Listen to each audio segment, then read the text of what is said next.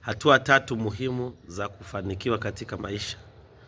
Jambo la kwanza, hakikisha unafanya kazi na unafanya kazi kwa bidii. Hakuna jambo la muhimu sana kama muda kwenye maisha. Muda unaendana pamoja na nguvu. Ulipokuwa mtoto, kuna kazi hukuweza kuzifanya. Unapokuwa kijana, unakuwa na uwanja mkubwa wa kufanya kazi nyingi. Utakapokuwa mzee, hautakuwa na muda wa kufanya kazi na hautakuwa na nguvu za kufanya kazi.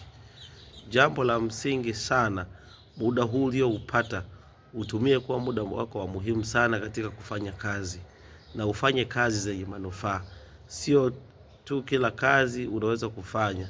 Angalia kazi ambayo inaweza kukuingizia kipato, hata kama ni kidogo, lakini unapoifanya na ukaimaliza, unahakikisha kwamba umeingiza kiasi ambacho chochote ambacho kwamba kimeingia kwako. Wapo wengi wanafanya kazi, wapo wengi wanafanya biashara, wapo wengi wanafanya kazi za kila aina, lakini mtu anatumia muda wake na nguvu zake. Matokeo yake kila anachokipata hakipo. Anafanya kazi, lakini kila anachokipata anatumia nguvu kubwa ukilinganisha na kila alichokipata. Kwa hiyo unapokuwa unafanya kazi, fanya kazi kwa akili. Lakini pia fanya, kama ni biashara, fanya biashara kwa akili. Usikubali kufanya biashara ambayo kila siku inakuingizia hasara. Jambo la pili, jitahidi sana kutunza akiba. Tunza akiba. Akiba ni maandalizi ya mahitaji ya baadaye. Katika kipindi chote unachofanya kazi, sio kila kitu wakati huo utakuwa na nafasi ya kukifanya, lakini pia utakuwa na nafasi ya kufanya yale mambo ya msingi tu yanayokuhitaji uyafanye kwa wakati huo, lakini hakikisha kwamba unakuwa na akiba. Akiba ni jambo la msingi sana katika maisha. Watu wengi tunajikuta tumefeli kwenye mipango ya maisha ya kifedha, kwa sababu mtu anapoanza kufanya kazi yoyote inayomuingizia kipato, anatumia pesa zote. Lakini hata kesho pia kuna mahitaji ambayo yatakuhitaji uyafanye na uyatimize. Kama hujajiandaa na kuweka kipato, siku mahitaji hayo yakifika, itabidi utafute njia nyingine mbadala ambayo itakufanya wewe uweze kutimiza hayo mahitaji. Kitu ambacho wengi kinawafanya wanaangukia kwenye madeni. Muda ule nao utumia kufanya kazi na utumia ule muda pia kuzalisha na kulipa madeni. Matokeo yake unakuta mtu haendelei. Jambo la kuweka akiba ni jambo la msingi sana, ili wakati ule utakapokuwa una uhitaji na hauna uwezo pengine wa kufanya hiyo kazi ile kuingizia pesa, au kazi hiyo imepotea, hauna uwezo wa kuifanya tena, inakusaidia. Akiba inakusaidia. Jambo la 3, hakikisha unatoa zaka. Hakikisha unatoa 1/10 katika mapato yako unayotoa au unayopata.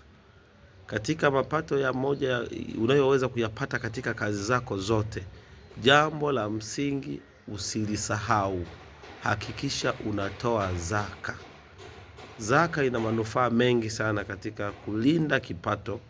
Kwanza, inafungua baraka. Baraka inafungua milango mingine ya kupata fedha.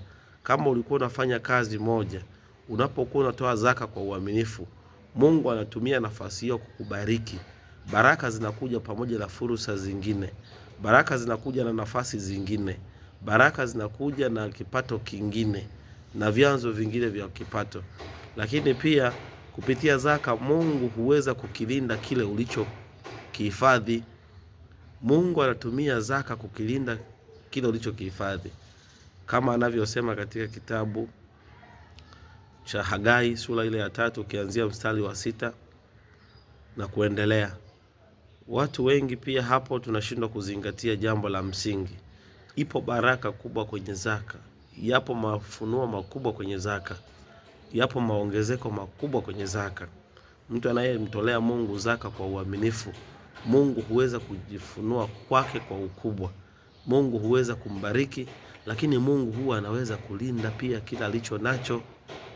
Wakati mwingine unaweza ukapata fedha, kama hautoi zaka, Unaweza ukapata fedha, baada ya muda mfupi fedha zinakwisha, lakini pia unajikuta una matatizo mengi mengi mengi. Ni kwa sababu unakuwa umekula mpaka vya Mungu. Jitahidi sana mpendo, unapokuwa unafanya kazi, unapokuwa unapata shughuli yoyote ya kukuingizia kipato, kumbuka kutoa 1/10. 1/10 ni sehemu ndogo sana katika kingi unachoweza kukipata na kukitumia.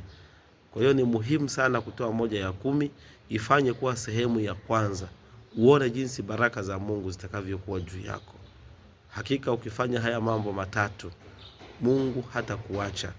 Unaweza kushuhudia maendeleo na mafanikio makubwa sana kwenye maisha yako ndani ya muda mfupi. Mungu awe pamoja nawe na Mungu akutangulie katika safari yako ya utafutaji na maisha ya hapa duniani. Mungu akubariki.